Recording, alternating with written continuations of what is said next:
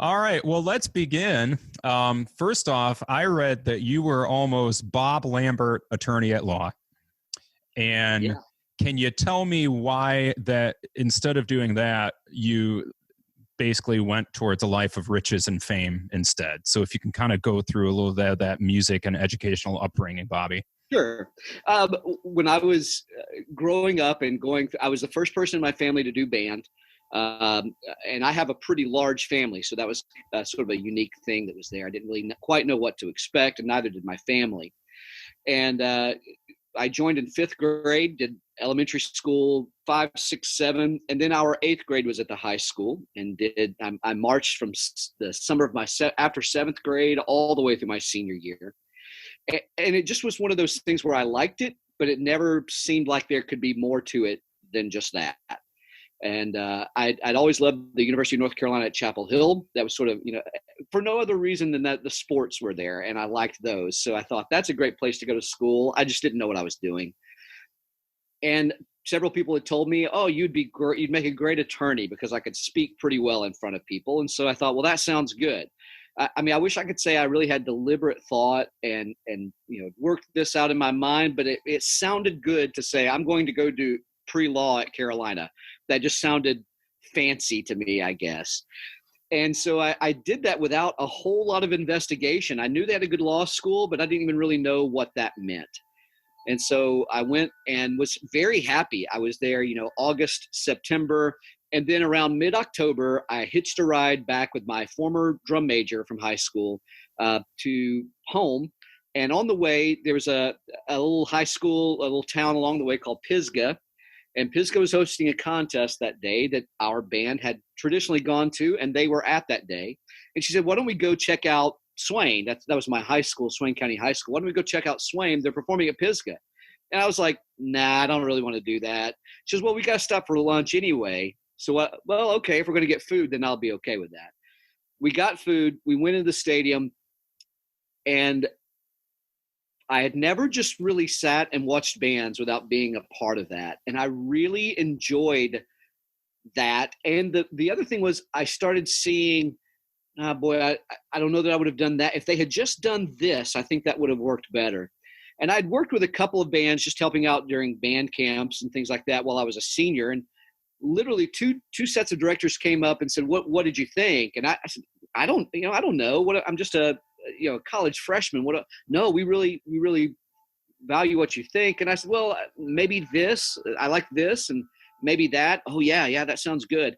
And I just had this thought of like, wow, maybe I do know something about this.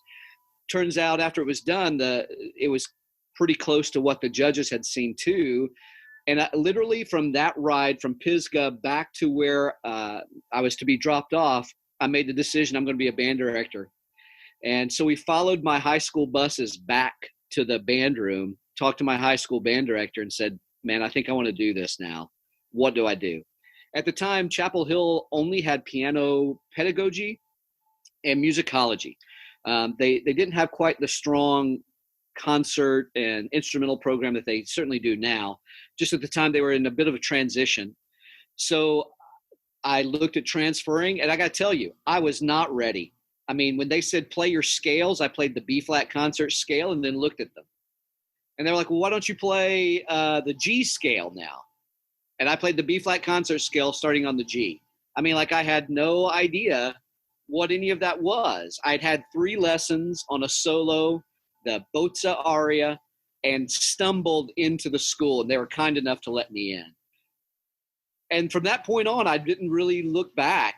That's the only time in my life, well, maybe one of 2 times where I've made an absolute definitive decision kind of in an instant. Usually I like to process and go through and think, but it was so clear to me that this is what I want to do.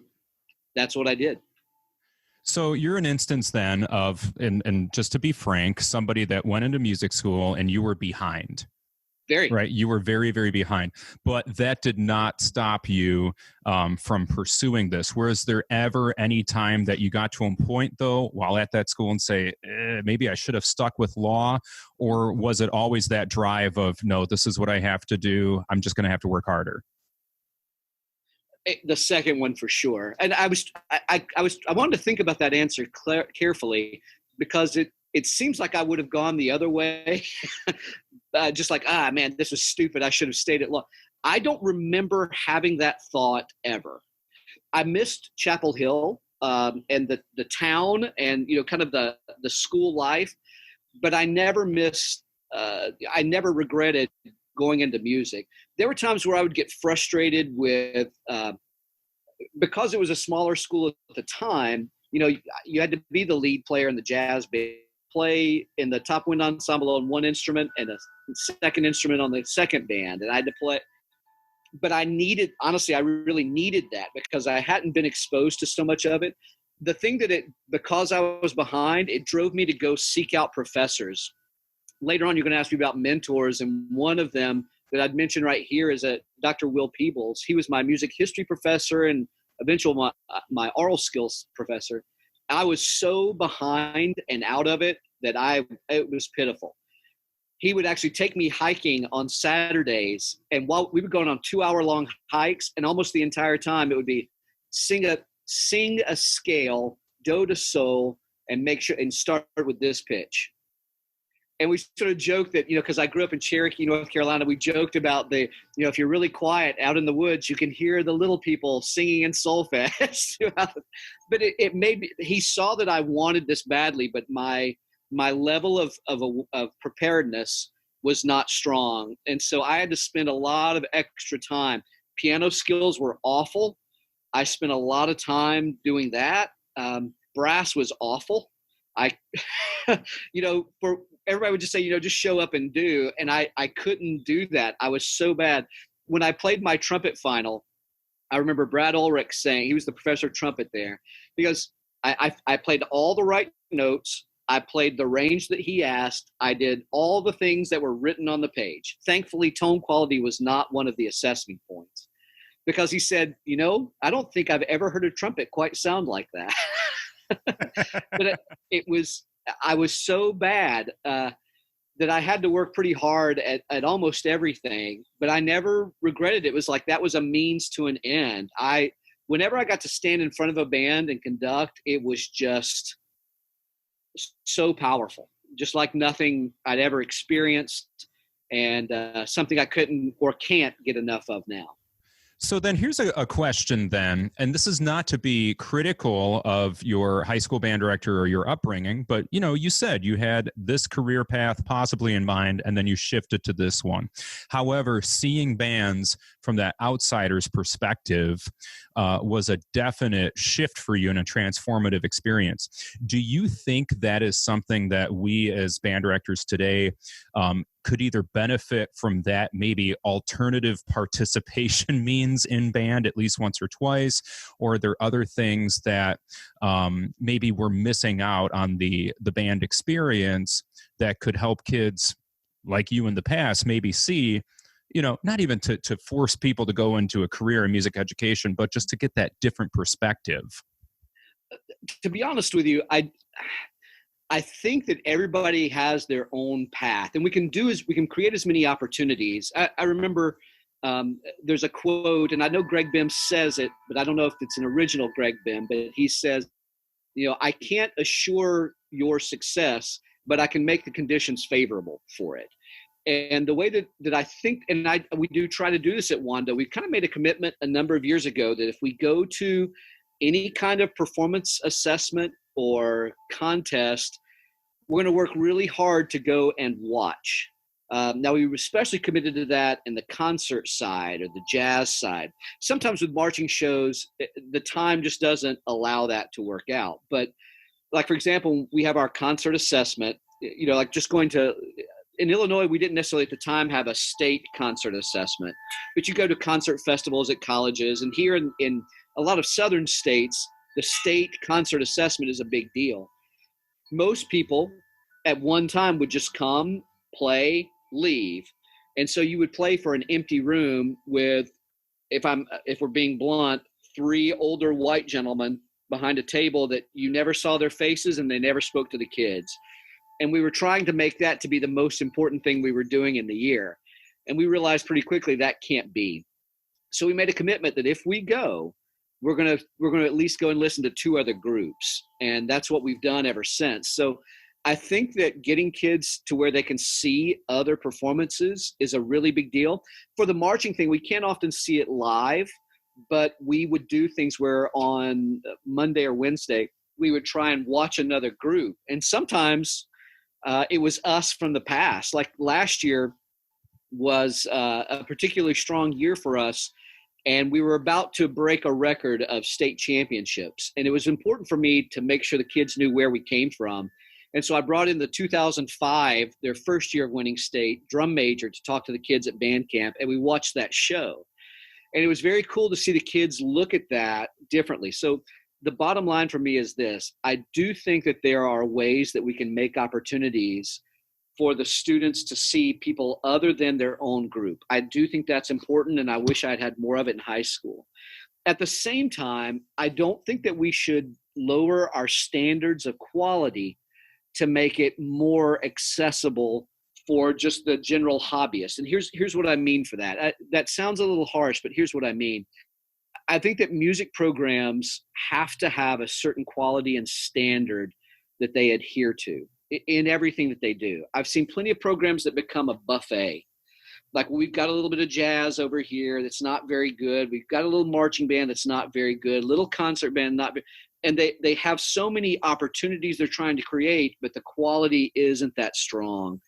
And so I think that there has to be a fine balance of not compromising quality growth with just creating access to people that just want a touch of this. So that's a tough question, and I know I'm not giving a terribly definitive answer, but I of course want our groups and all students to see others.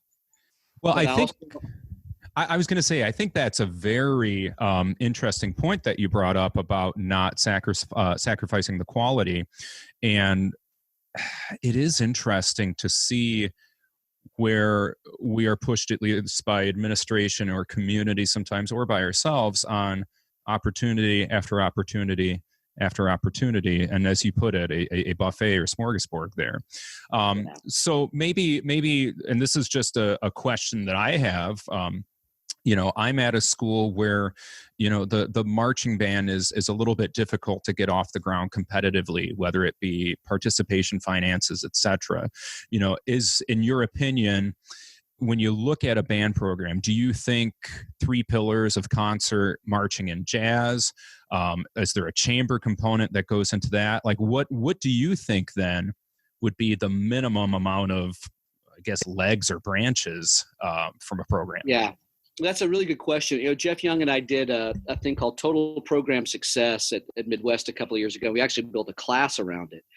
And for me, instead of looking at it, what ensembles do I need, we kind of went the other direction and said we want to engage the soloist, the individual, the chamber player, the small group, the concert, slightly larger, and then the marching band. We wanted that idea of the student to be, and I'll tell you, when people say marching band success, that to me is a really relative term.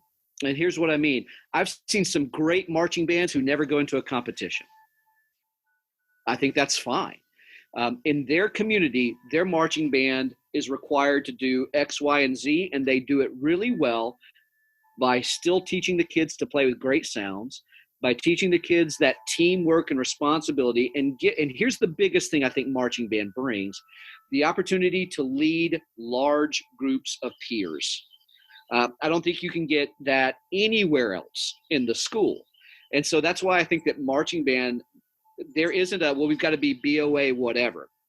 I don't think that has any bearing on how successful the marching band is. I think a successful marching band is we have kids that love being here.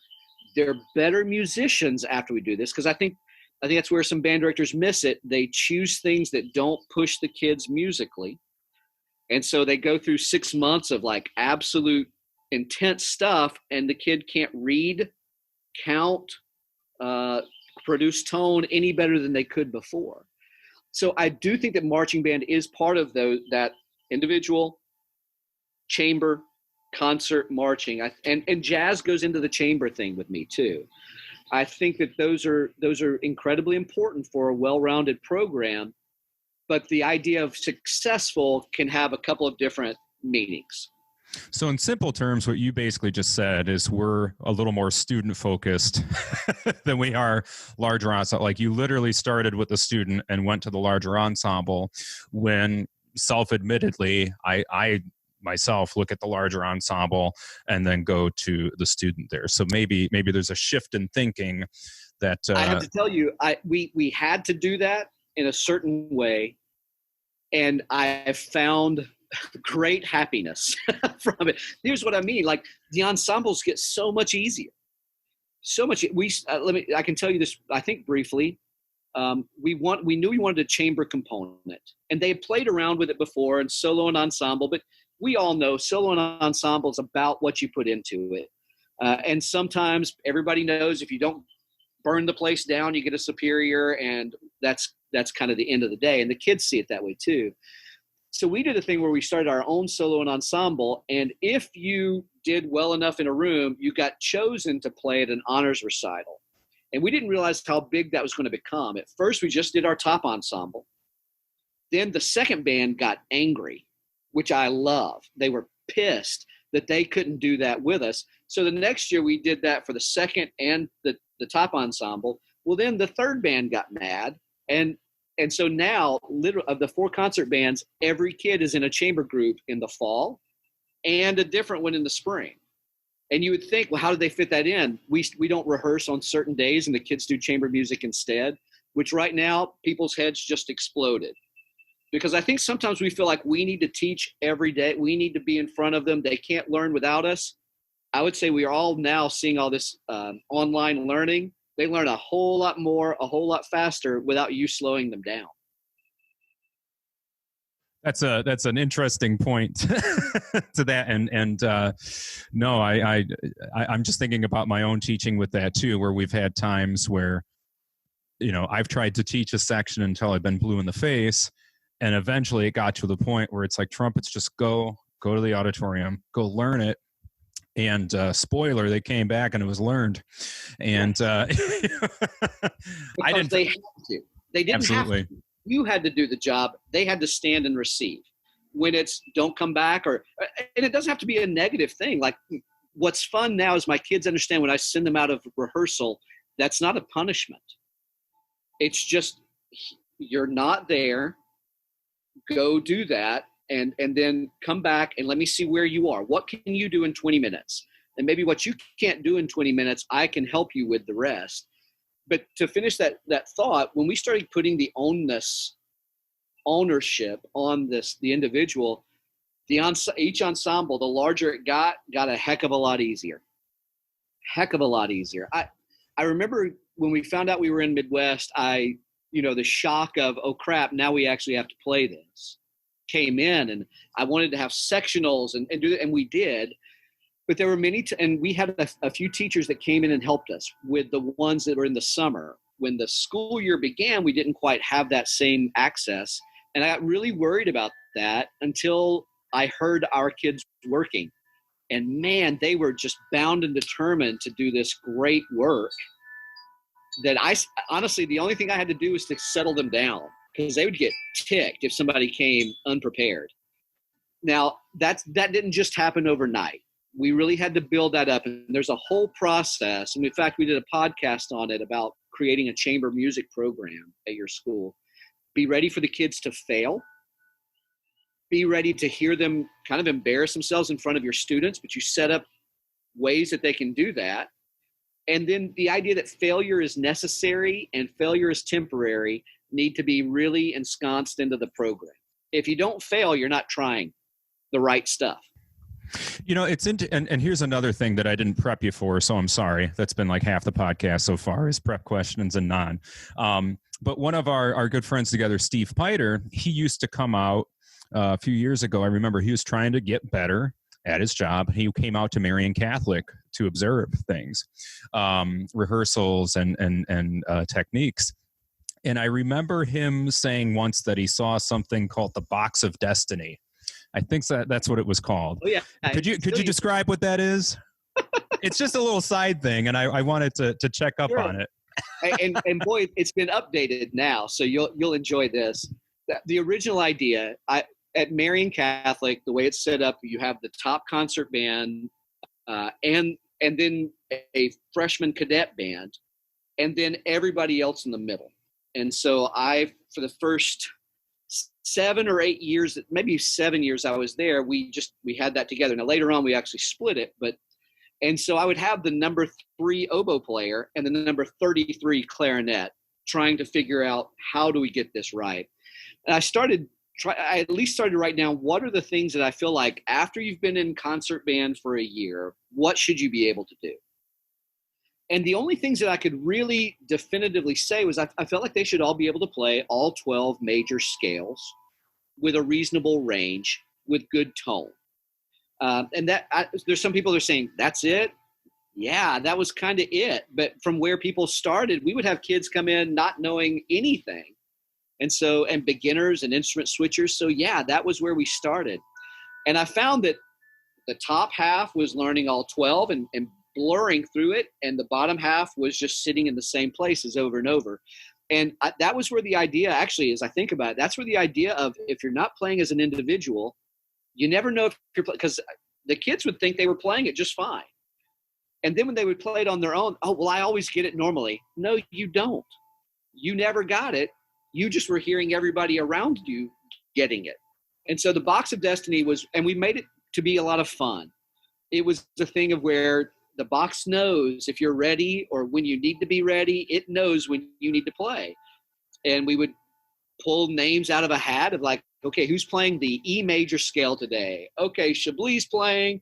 Okay, Chip is playing. And it was a thing I took from Greg. He used to do the solo tutti exercise where one person plays the solo, one person plays the scale, everybody plays the scale. Second person plays the scale. Now, what kids don't understand is if you said, I want us all to play this scale 45 times, they would shoot you in the face. But if you play solo tutti, they're playing the scale 45 times plus their solo. So that was where that kind of came from. And the Box of Destiny, now we have a Promethean board that has a spinner on it. I don't know if you've seen those, but it has a randomizer.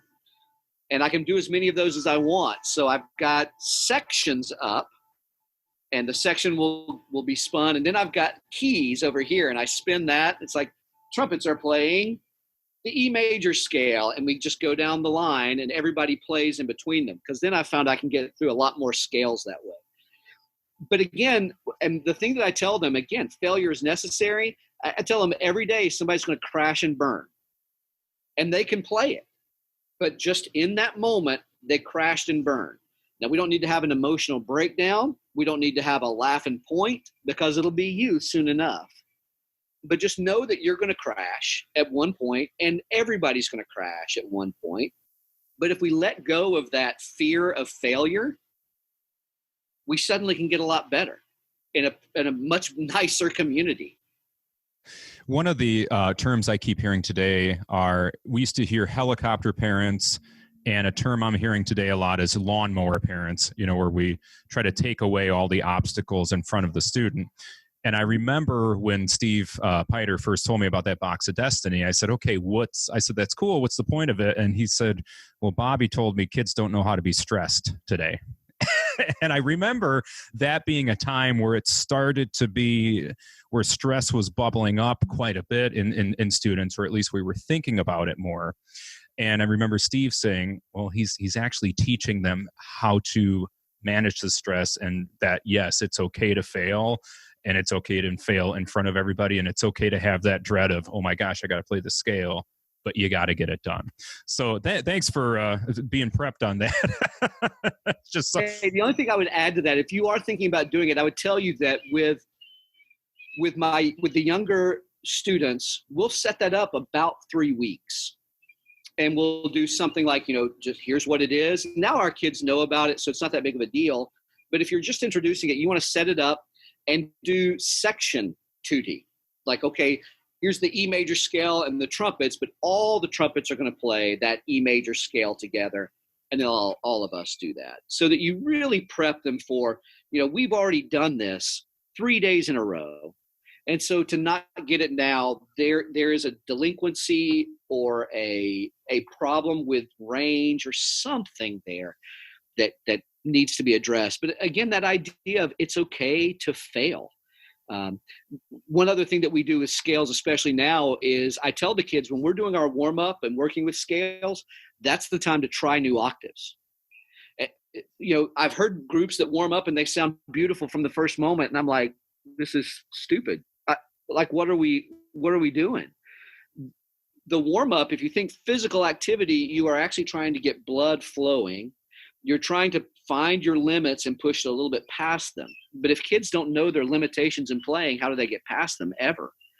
And that's where I think the warm up. So you might come into, even in our Midwest warm up, I had my tubas who like to try, I think it's the D scale. They like to try and go as high as they possibly can on the D scale. And I don't care. We're not working on tone. We're working on technique and facility at that moment. So I tell them, go for it. And then when somebody sounds like a dying seal on the top, it's okay. No problem. Well, that's great. That's great. We got a couple different ways we can go here. Let's do this. And this is a question I've had before too, which is, when I hear about you, of course, I hear great bands and I hear great student musicians and at multiple places, but also student leadership is something that comes to mind. And you mentioned that before, that band can be a wonderful tool for that. I guess the first question would be why do we need student leadership at this point? Maybe right now, and also just in general prior to the whole COVID-19 deal. I'll give you. Here's why we need student leadership. So I'm doing this thing for Music for All every Wednesday at 4. We're doing Patterns for Success. It's basically getting drum majors and student leaders ready for what's to come. We've had great guests come in. I think that people would say that I do a lot of work with drum majors, all those things. I'm not trying to brag about that, but here's what I'm getting to. On that broadcast that we do, I have the Wando drum majors on that Zoom with me. And because we have about 200, 300 kids that will come in each time, when they ask questions, I can't stop the presentation to answer that. So my drum majors are there and they answer the questions at the bottom. We get done with the broadcast and thanks everybody. Koji Mori was with us. Thank you. And my TED drum major, who's now senior, goes, Mr. Lambert, when are we doing our auditions for drum major? Oh, crap. Hadn't thought about it.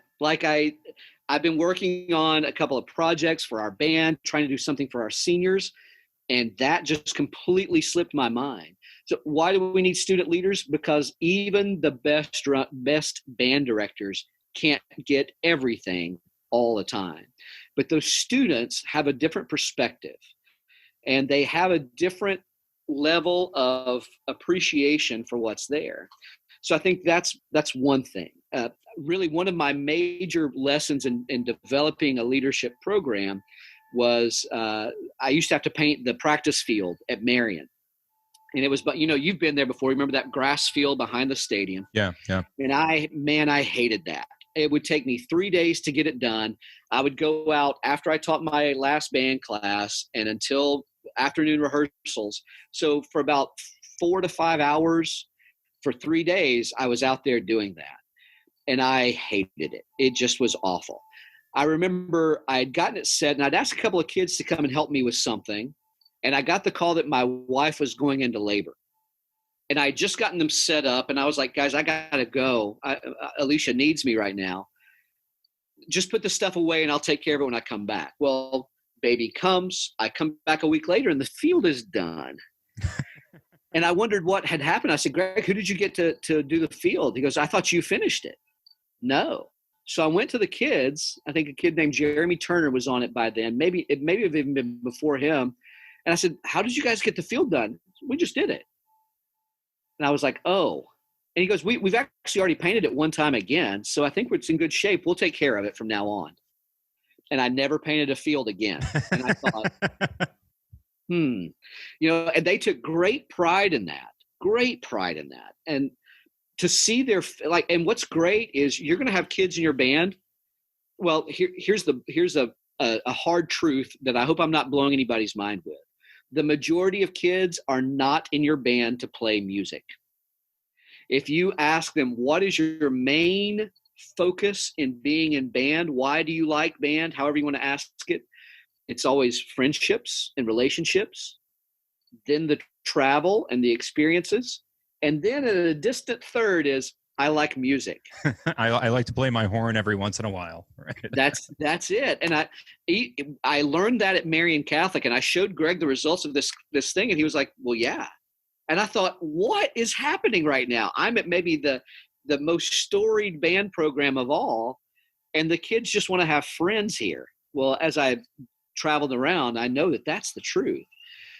With that, you've got kids who aren't going to be your top band players, but they're still great kids. They're not going to get the solos. They're not going to be the top trumpet soloist, but they're great kids who want to give back to the program. And when they have those opportunities like field crew, electronics crew, any of those things, that's a very powerful set of ownership. And here's what I'm getting to.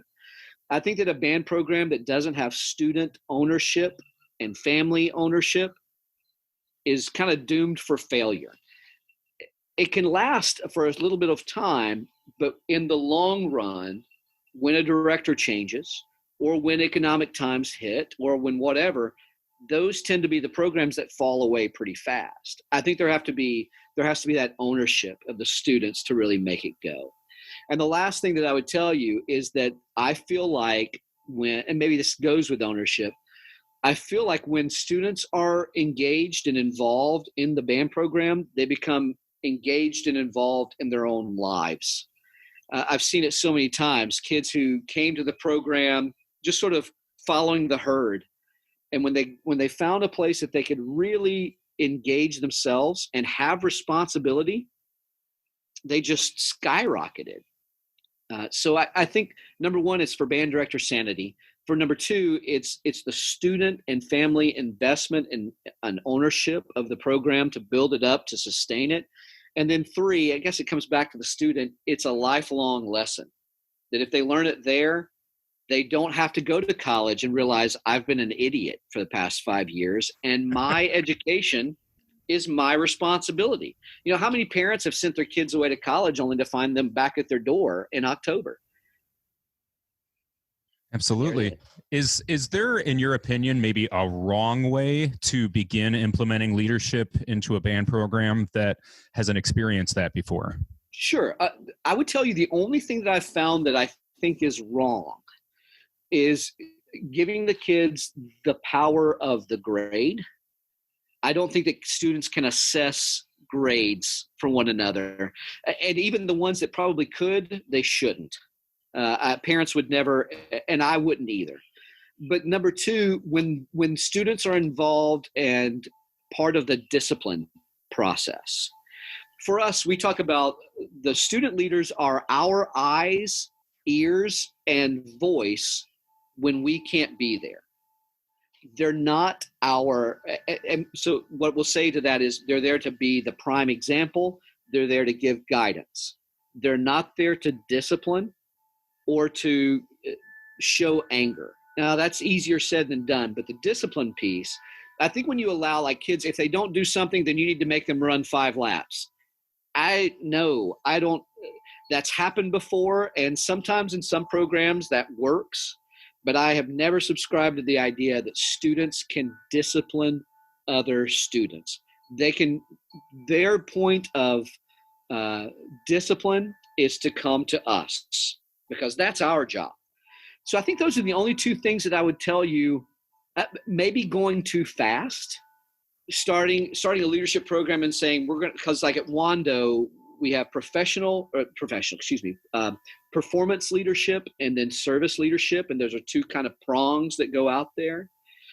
The performance leadership is more your traditional section leaders and those kinds of things. And so their playing has been a large part of that. But the service leadership has started, especially just in the last 3 years. And we've really opened it up to kids to say, if you want to do something, create a committee and let's go. So it's not necessarily something we're choosing. It's something the kids are building and doing. I think if I had done both of those at the same time, I don't know that it would have worked very well. So we had to get that the performance leadership set, and then the service sprang out of it. And that's not necessarily just to give more titles to kids to put on their resume. That's legitimately, we need this help. You are best suited to be a leadership through your performance. You're sitting first chair alto sax, but as you mentioned earlier, maybe you have 33rd chair clarinet who happens to be fantastic at getting people together, organizing music, things like that. Right. So we're looking at, as you're saying, there's student strengths and program need. Right. So that the last part of that thing of can you do it wrong? I think establishing leadership positions without descriptions. Like there has to be. Okay, we're going to add band captain. Okay, what does that mean? Like, are they piloting the plane if we ever get on one? Like, what does it mean to be band captain? And you have it doesn't need to be more than 3 or 4 clear descriptors, so that when the band captain, let's use that, falls down on the job, I can then, as the director, go to them and say, number 3 says that each time this happens, this should be done. I've noticed that it hasn't happened yet. Can you tell me about that? I think when we go to, like, one of the things I've learned from Scott Rush when he was running Wando, he had a really good thought of, I'm never going to go to the student about what I feel or what I perceive. It's, here's this point. Can you explain why that's not happening? Instead of, you're falling down on the job, what's your problem? It is, there's supposed to be water at every rehearsal provided by the band captain. I've noticed that we haven't had water for about a week now. What's going on? How can I help you? And it completely changed the dynamic. Kids get, and maybe, I think more here than I'd experienced before, they get very defensive very quickly. And I think it's because here in the South, I don't know if it's the heat or whatever, but I think that we're all just very aware of, and when we perceive that we've fallen down on the job, that's a really big deal. And I've seen it other places. So I'm not just saying that completely generally, but I noticed here that our kids, when they felt attacked, they got very defensive very quickly. And maybe all kids do that. But instead of it being me against you, it is this point, something's going on with that. What can we do to make that go? That's a great, I think, transition then into the 2 major schools of your career, which would be Marian Catholic High School and Wando. And what we have are 2 very successful programs, but they're in 2 different parts of the country and probably 2 different student makeups overall based on what I saw there. I know also with Marian Catholic, I had this perception about Marian Catholic with everything that all of you did. And yet again, when I talked to Steve, he goes, yeah, Bobby's out there on the field and Greg is cleaning drill from a light pole. And then 1 or 2 other people come in and I'm like, well, wait, isn't there supposed to be this massive staff? He goes, well, they don't have it. No. I said, well, but they win.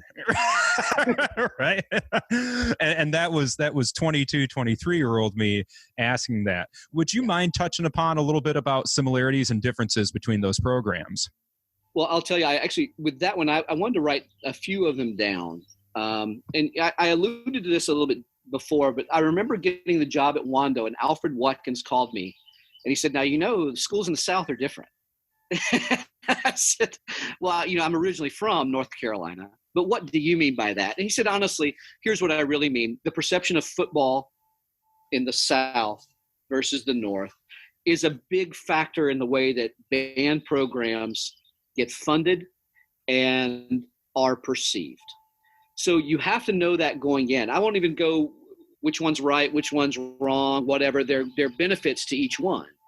But that's just there is a difference in funding and perception because of the importance of football. I won't even say athletics, the importance of football in the South. So that's a pretty big difference between the two.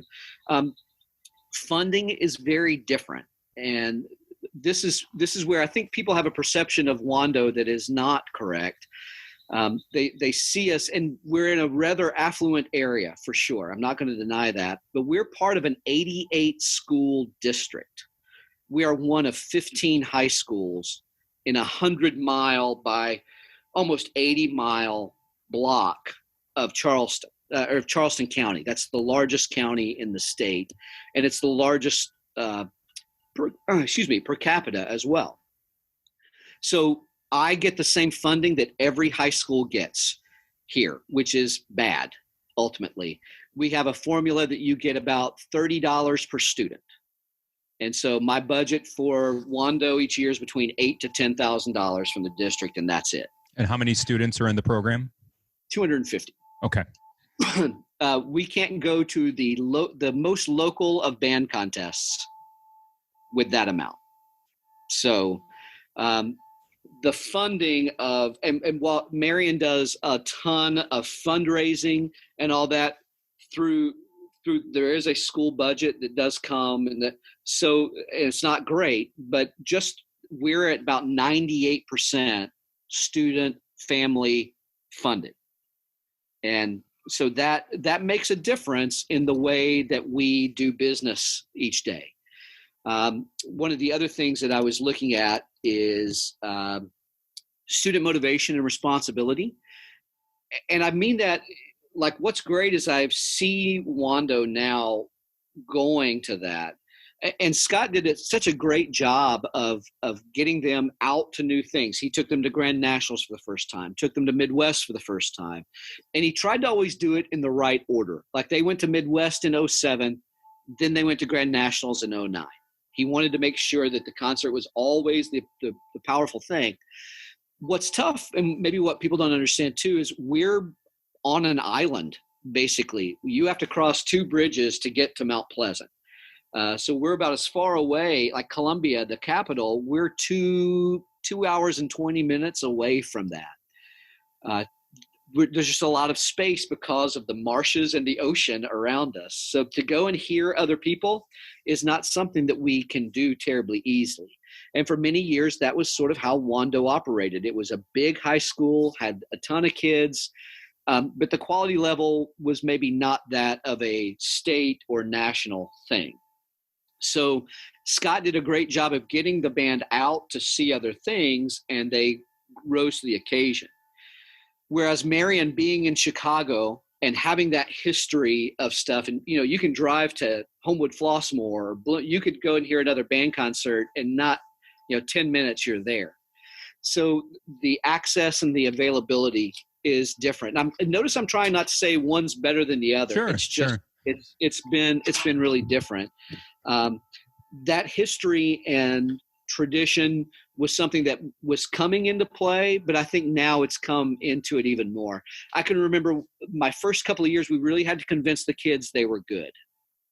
They had no idea. They were scared of everybody. When we went to a contest, it was, oh my gosh, I hope we don't fall apart. Barring any unforeseen thing, I think we're going to be okay with that. And I hope I remember how to play my horn. I mean, they were just so paranoid about everything. We spent a lot of time convincing them that if you've done the work and you've gotten the upbringing that our great middle schools have, and I'll go to that one in just a second, chances are good that you're going to be in good shape. And there it was. Big major difference is middle school engagement. We now have 2 main middle school feeders. We used to have 3. We actually are splitting right now. And the 3rd middle school is going to the new school. But we have 2 middle schools that do great things and are doing some great stuff for us. And we have direct access. I mean, we go over there, they come and see us. That's a huge difference between Marian Catholic and Wando. Being able to have that middle school feeder and that direct connection is pretty awesome. Pretty awesome. Let me see if I had the last thing was access to arts. Chicago, if you want to go see the symphony, the opera, the plays or whatever, you can go do that at any time of year. Charleston is it has a nice art scene, but it's not to the degree that Chicago is. So while it's a little bit easier to get to, like easier access, you can get tickets more easily. You can go to the Charleston Symphony, which is a very fine symphony. It's not as big a deal here yet. And I think we're getting better about that. But I mean, we have the Spoleto Festival that brings in people from all over the world. And I would tell you, I almost don't hear anything about it being a high school arts program right next to it. So we're still trying to figure that out. Absolutely fascinating with that.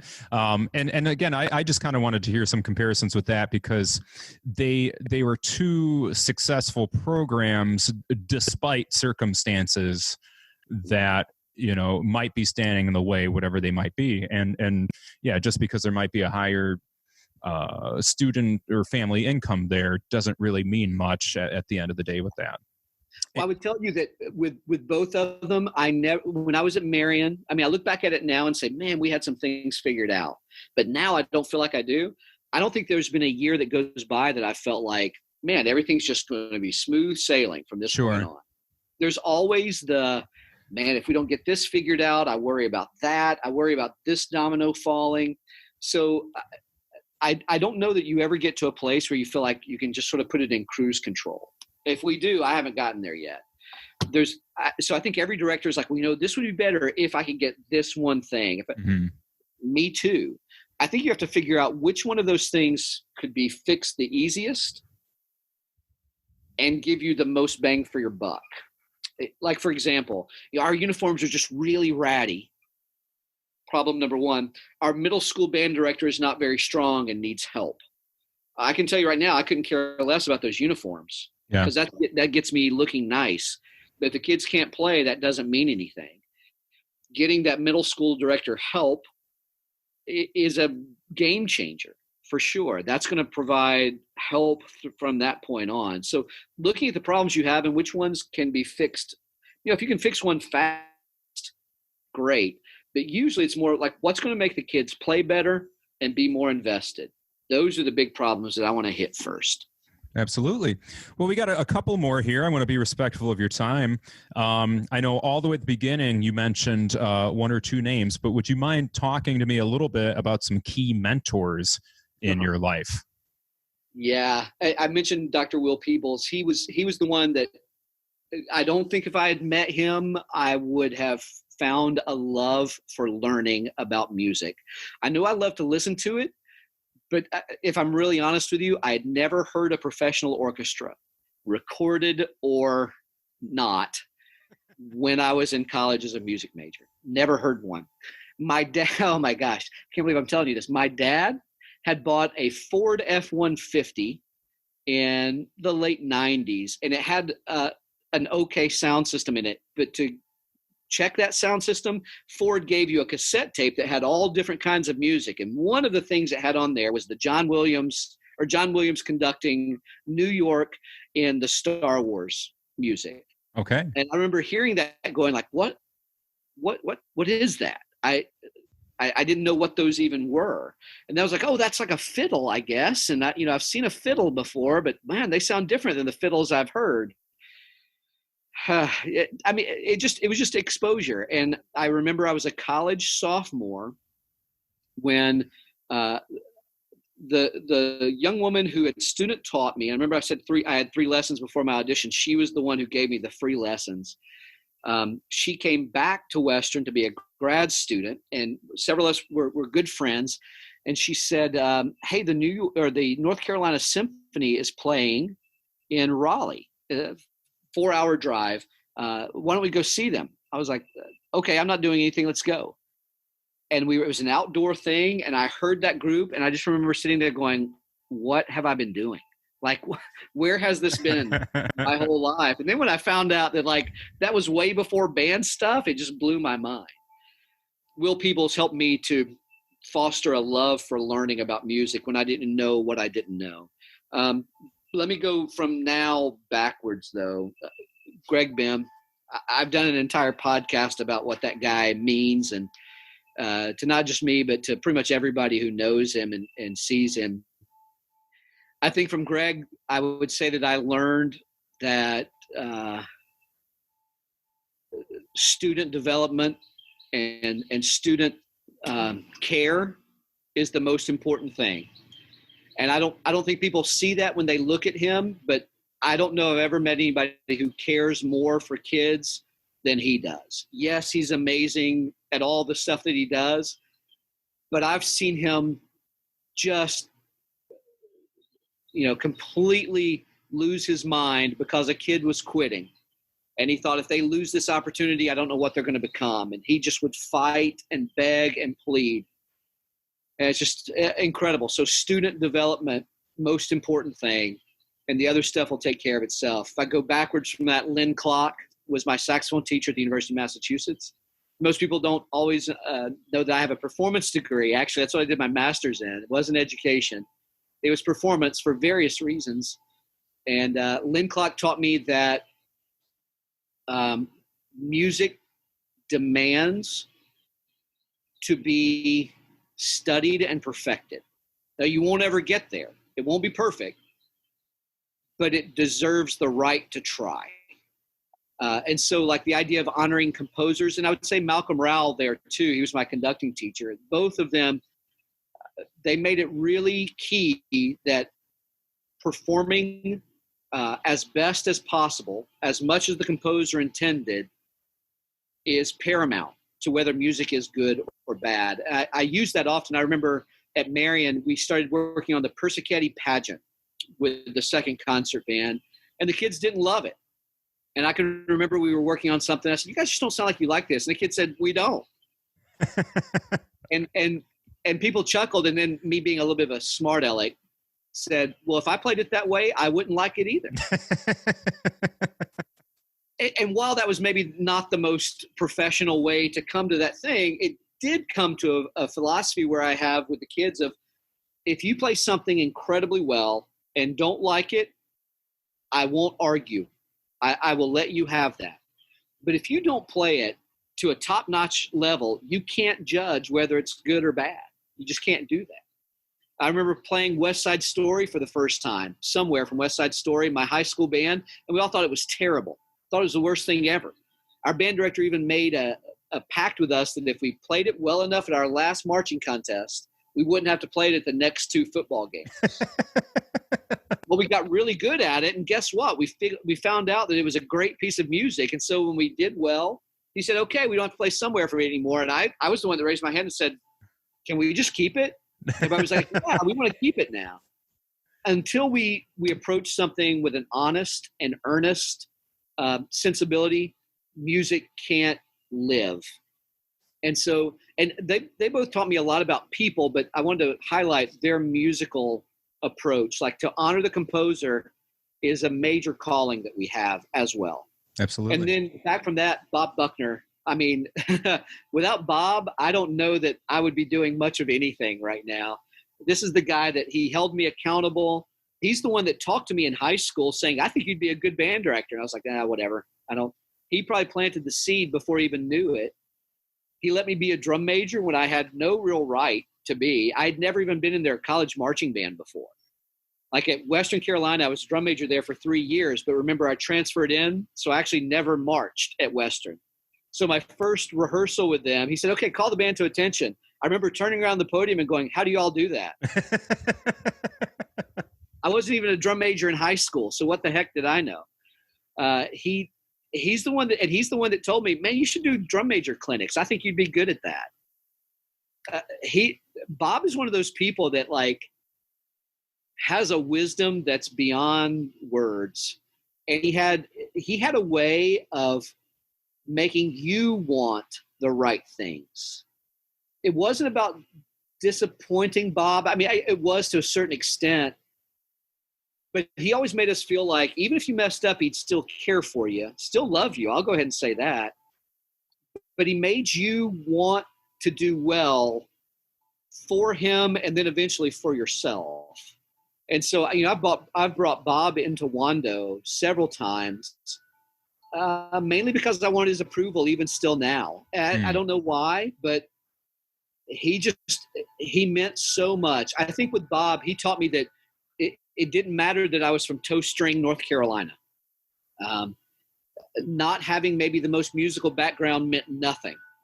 It was what I did from that day forward that determined my level of success. And so I'll never forget.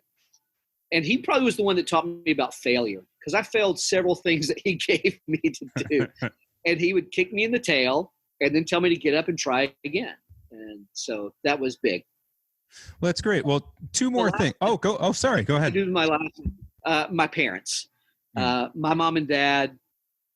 My mom passed away in January, but I would really mess up if I didn't acknowledge my family's role in what I do. My dad was a maintenance worker for the Park Service, and my mom worked in craft shops in Cherokee whole life. And there was a time in my life when I was a little bit embarrassed by that, because everybody would say, "Oh, my dad's a doctor and mine's this and that." You know, mine had pretty humble positions, I guess I would say. But I never saw anybody care more for those positions than they did. I mean, my dad, he was in charge of trails and park offices and campgrounds, and man, they were spotless on his watch. He would even go out on Saturdays and Sundays if he didn't get something finished, because it bothered him to not be finished with a job. And my mom, I actually worked in the craft shop for 2 years with her. I saw her treat people with a respect that they did not deserve. And I saw people disrespect her, yet she didn't them. Now, I wish I could tell you I remember that every day, but I don't. But they both did teach me that if you're going to do a job, do it right, do it well, and try and treat people as neighbors. And, love your neighbor was a really important thing in our house. And who's your neighbor? Well, everybody you come in contact with. So. Absolutely. Well, thank you. Well, two more quick ones here. Literature recommendations. I think what could be helpful and what's been popular recently is, here's the stuff everybody knows, but do you have a few pieces that maybe are either lesser known or just don't seem to be as popular today that you might want to recommend? Sure. Well, and I would tell you that I'm so glad that when I started, Greg told me that there are composers and pieces that I need to meet first before I start to branch out. And he gave me the book, Rehearsing the Band. And now Steve Meyer has come out with a second version of that. But that first version talked to Fennell, Ravelli, who else? Mark from the University of Illinois. Bob is the son, Mark. Sorry, Hinesley. Sorry, I was muted there for a second. Gosh, I can't believe I'm So Mark Hinesley talked to 10 different directors of note. James Croft at Florida. And they basically said, what do you look for in literature? And then can you give us your top 10? Some did like grade 6 top 10, some did grade 5, some did grade 4, and some just said, here's my top 10 pieces for band. And then at the back of the book, like one of the last pages, it says, these pieces appeared on all 10 top 10 lists. So like Lincolnshire Posy, everybody said, you should do Lincolnshire Posy. Of course, Alfred Reed was on there. I guess what I would say is I think that before you start going and looking at the John Mackeys and the other things that are there, you need to live with Hounds of Spring. You need to live with Clifton Williams, either Symphonic Suite or Symphonic Dance No. 3. I think you need to live with Korean folk songs, or even Air for Band. The Frank Erickson Air for Band. I think that when you do some of those monumental pieces, you start to understand where composers are coming from. So that when you go with somebody who maybe like those pieces that stay within the rules, so that when you go to a John Mackey, an Aaron Perrine, an Eric Whitaker, when they break the rules, you know how to approach it a little bit differently. So like Clifton Williams would be something that I think that people could revisit a little bit more often. Said his Symphonic Suite for band is wonderful, does some great stuff. There's some Macbeth pieces that I think could be revisited. I think some of those pieces are there. And Alfred Reed, the first and second suite for band, there's some really nice literature that's there. especially for our grade 4, grade 3 emerging ensembles. I think sometimes we get the feeling of, I see this with band directors all the time. What are you playing for concert festival? What are you playing? And they would rather say something impressive than play impressively. And I think that that's where we're missing the boat a little bit. I tell groups all the time, I would much rather hear you play the Persichetti pageant really well than the symphony very poorly. Okay. So I think that that's it. Persichetti pageant is another one. I think people are saying, well, I don't like Persichetti. Again, I'll use this, and this may sound a little harsh. If you haven't performed it well, you don't have a really great right to say you don't like it. And I'll use that on myself. When I got to Marian, here's another one, Hammersmith. Greg was doing Hammersmith, and I hated it. I thought, dude, this is like, let's put the audience to sleep for the next 10 minutes. This is awful. Awful. And then, I wish I could tell you, and then I learned, you know what? I went through that whole concert cycle, and I still hated it. Only later, when I started to learn a little bit more about Gustav Holst, and when I started to see what Greg was doing with it, I was like, oh, crap. There's some great things that are going on in there that we just haven't paid attention to.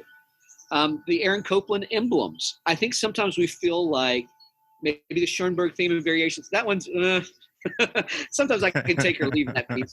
If you have a great ensemble that can put it together, I think it's worth your time. If you're going to have to really work on it, I don't know that it's there. But I guess I would say that I think when we shy away from the more intellectual stuff and we just do the maybe more candy, the lighter pieces, the easier pieces to understand, we set the audience up to demand and expect easy.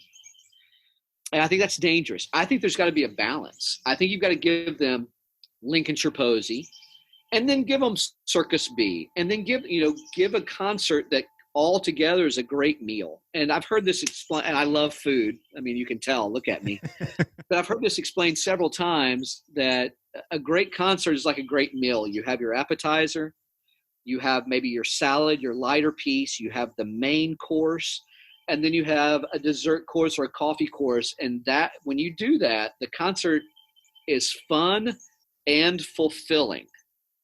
Let me say that again. The concert is fun and fulfilling for the audience and for the kids. I've seen honor groups where the conductor, I can tell, was just like, I just want them to have a good time. Well, I think that's good. But I can remember the first time I ever heard Les Mis was in an honor band situation, and I didn't understand at all what it was. But later on in college, when I really I didn't get to see it live, but I saw parts of it on a video, I remember thinking, man, this is awesome. And it just planted some seeds that maybe didn't grow right then. Great music is like great food. If it's great and high quality, it will fulfill you and sustain you for days. Whereas if it's light, you're kind of like, okay, what's next? I think we need that light, but we really need to make sure that we're anchoring everything with some great, and I know people got to a place where they were like, well, we don't want to play any of the classics anymore. And I think if I were at a college in my 15th or 20th year, I could maybe understand that. I don't know that I can understand it better there. But as a high school director who's meeting kids for the first time with some of this great literature, I think it's kind of our duty. I want my kids to play Lincolnshire, to play the Persichetti Symphony and the Hindemith Symphony, or at least something by those three composers by the time they get through our time together. I don't know if it's a fair comparison, but you talking about this almost makes me think about English classes that, yes, there's some modern literature, but we are still in high schools reading Beowulf and then Shakespeare and then Steinbeck after that. So that's at least where my mind is going to. Yeah. Well, because I think it gives you a different appreciation. I don't think that you can listen to maybe Mackey's Wine Dark Sea or his Frozen Cathedral until you've listened to the Debussy Frozen Cathedral. You know, like I think hearing that, you know, he has some certain allusions back and forth that are there, but it makes it make a lot more sense. Instead of just going like, wow, this is, I think of the old American Bandstand. How do you rate this tune? Well, I give it a 10 because it's got a good beat and I can dance to it. Yeah, that's great. But why have these pieces stood the test of time? Because there's quality in there that doesn't go away. Oftentimes, whenever I've done Persichetti, I've made sure that the other bands are doing the same thing. One time at Wando, the top band did the symphony, the second band did the psalm, and the third band did the pageant. And then we let them hear it. And there was a total different awareness that came from us as the conductors and from the kids listening to it. I did that one time at Marian too. Greg was doing the symphony and we did pageant. Later on, when he did the symphony again, we did psalm. And when the kids heard the symphony, they were like, oh, okay, that makes a lot more sense. I've seen band directors listen to the symphony and go, what is this? I don't get that. If you haven't come to it from Persichetti's harmony, I can understand where it can bend your ear a little bit. But man, I got to tell you, after doing the Persichetti Symphony, next year we did Southern Harmony, and I approached that totally differently because of the Persichetti in my ear. I think that that's big. Now, if you're looking for some great composers that are out now that I think can supplement those classics, can supplement variations on a Korean folk song or Chester, that's one that people avoid like the plague because, oh my goodness, at the contest, people might worry about our intonation. You worry about the intonation first. Get it right. And if you do your job, then there you go. Let me take a brief aside. I've been asked this question several times, and it makes my blood boil. Can you tell me a really easy grade 4 piece that we can do? That's like saying I need heart surgery, but I want the cheapest surgeon that I can get. That doesn't compute. Now, I love the question of somebody saying, hey, we want to go grade 4. Band's grade 4, but my flute section is a little bit weak. What should I look? I love that question. I think that's a great question. Or, our brass isn't as strong as our woodwinds. What's a piece that can develop that better? Chester, for sure.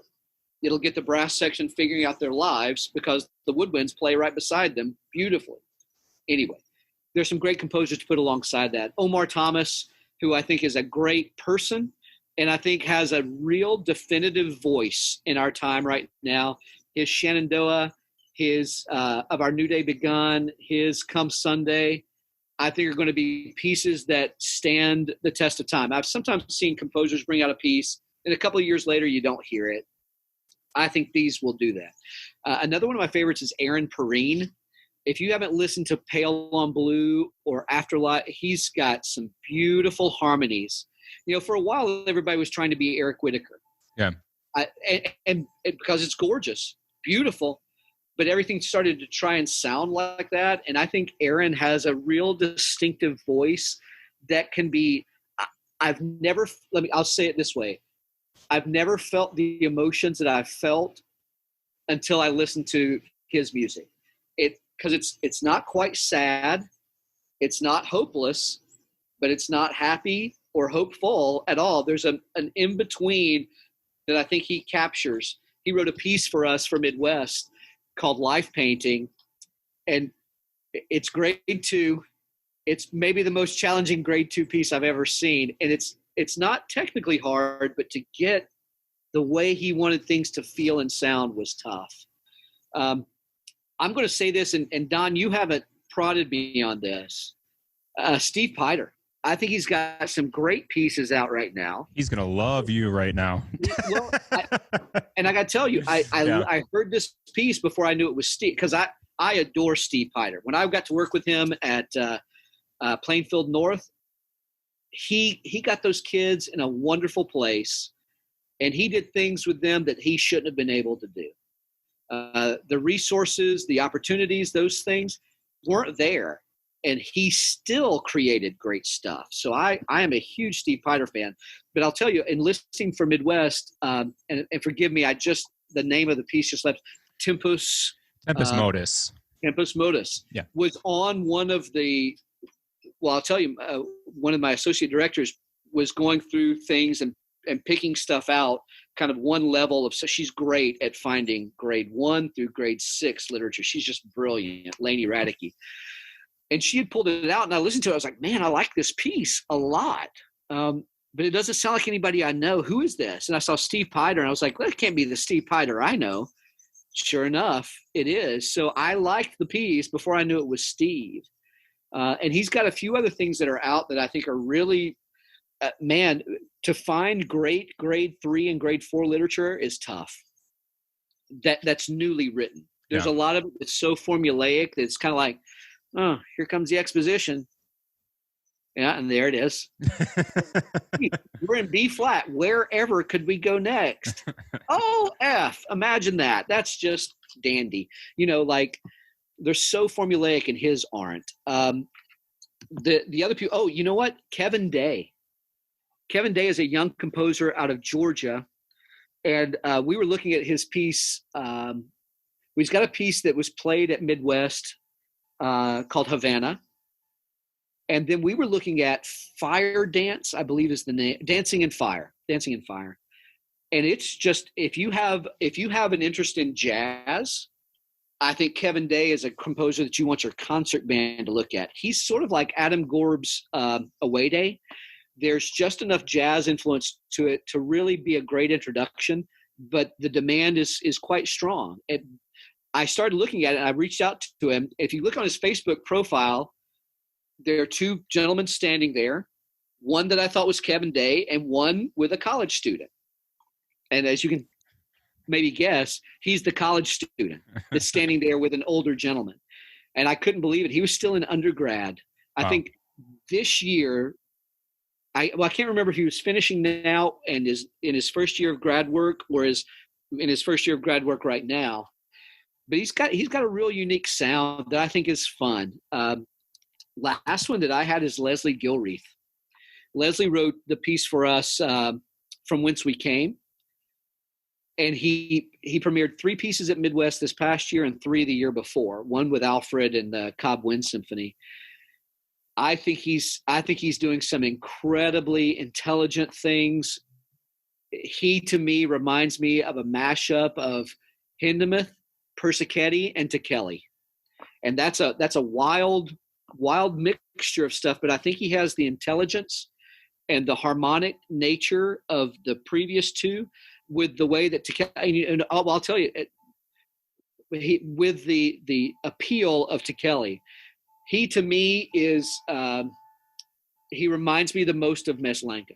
And there are going to be people who think that I'm an idiot for saying that, but there's several places where I'm like, oh, that's Meslenka 9 right there. There's the Traveler. At least he sends you in those places, and then he'll make his own turn that's just as unique. So I think that he has just incredibly good music. It's not going to be something that you get out and sight read. With each of those, you're going to have to live with it a little bit. And I think that would be maybe a last piece of advice. Don't be so quick to throw away a piece of music. And after you get to know the kids, they shouldn't dictate what literature is done. They can dictate some. But I'll tell you this, I have at times buckled under the kids saying, well, we just don't like this piece. And I've regretted it every time. Now, the caveat to that is if you're a new band director and you haven't been with these students long, I think you do need to establish kind of a process. So I don't know that fighting about a piece of literature is worth that. But if you've been there for 3 years, the kids don't know what they don't know. And you as the band director have to teach them about great literature, or else we keep watering down the expectations so that, already orchestra folks look at us like the redheaded stepchild. And rightly so sometimes. Rightly so. So I think that if we want to be taken seriously as artists, we have to make sure we're doing serious literature. Now, you can do the other stuff for fun, but there has to be that serious literature there and taken seriously. Absolutely. Well, thank you, Bobby. And here's my last question, and you can answer this how you wish. What is that band life? That band life was an idea that Jeff Young, who's one of the teachers at Carmel High School in Indiana. We've been partners in dynamic marching probably about, I guess we're going on 7 or 8 years now. And I knew the company before I knew Jeff, and I thought the company does some great things. And when they invited me along, I jumped at the chance.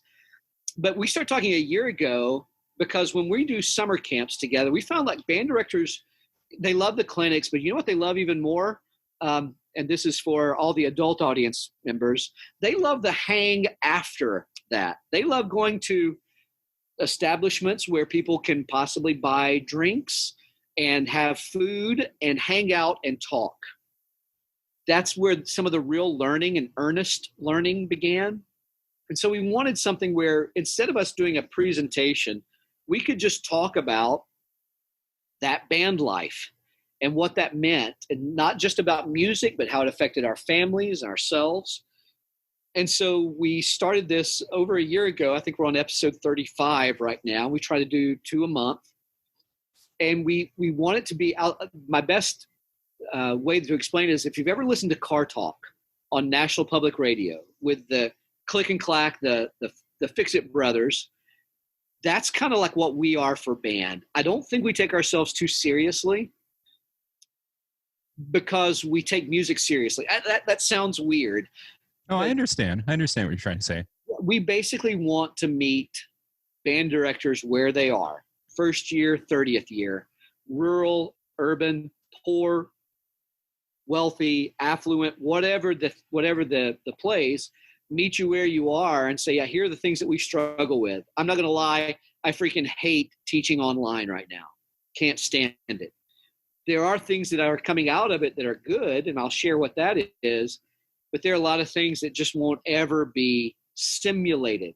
Being in the same room and feeling the energy of students watching you. Being able to play in the same room and really trying to get into somebody else's sound just can't be simulated. So I don't like it. But here are the good things that we can take out of it, and let's keep moving forward. Absolutely. Well, what are a couple of those good things you said you'd mention that you can think of offhand? Student accountability. Okay. And self-directedness. I've seen the kids actually, especially the kids that are, if you think of your band as a bell curve, you've got the kids who are doing great no matter what, the kids that struggle no matter what, and then the average. Alfred Watkins told me one time that the way he really tried to make Lassiter Band go is he had the bell curve, and he just tried to shift the top further down the grid so that you still have your top and bottom, but you have more people on the top than you do on the bottom.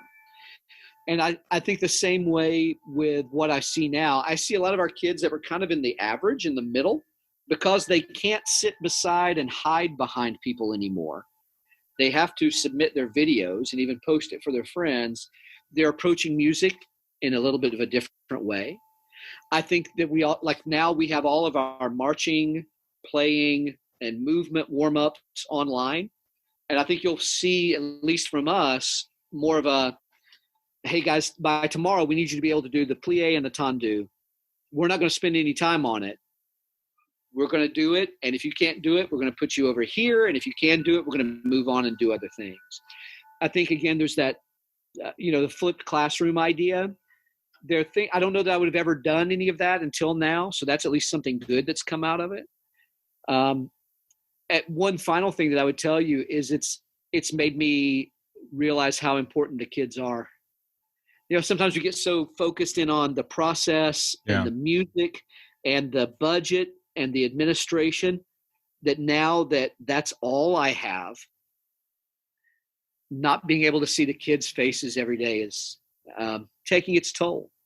So we've been doing a lot of let's get together and just meet. We had 2 audition meetings, and not one has happened without seniors breaking in. And I love that. I love that they just want to come in and see everybody. We're talking about the marching audition for next year, and we're talking about this movement, and I see 7 seniors sitting there. I'm like, what are you guys doing? Like, we just want to see what you guys were up to. And I think it will get the best thing to come out of this is it gives parents, students, and teachers a better appreciation for our time together. I think that's huge. Absolutely. Well, Bobby, I really appreciate you taking all this time to talk with me. And I took a lot of great stuff from today that as soon as I'm able to actually be in front of a band, we'll put some of those things into play. But I know there's a couple of those leadership things that I can start with now. But again, I appreciate your time. I hope you and your family are doing well. Thank you. And Don, I'll say this. I think that what you and Steve are doing, and what several of us are doing too, nobody can, we said, you asked me about my mentors. I can't overstate how important having that connection to other directors and having that network of people and ideas is. And so what you guys are doing with this podcast and with several other things that you're doing is just incredible. And I'm so glad that I wish I would have had this when I was starting teaching. Luckily, I had Greg Bim next door, so I could figure out a lot of things. But I know so many people that are in rural areas that don't have this, or that don't have that mentorship, and this is just so good for them. I appreciate that a lot. Thank you for what you guys are doing. Well, thank you. And if everyone could listen to one podcast, listen to this one. And if you want to listen to two, go listen to That Band Life. Right on. Right on. Thanks a lot, Don. Thanks, Bobby.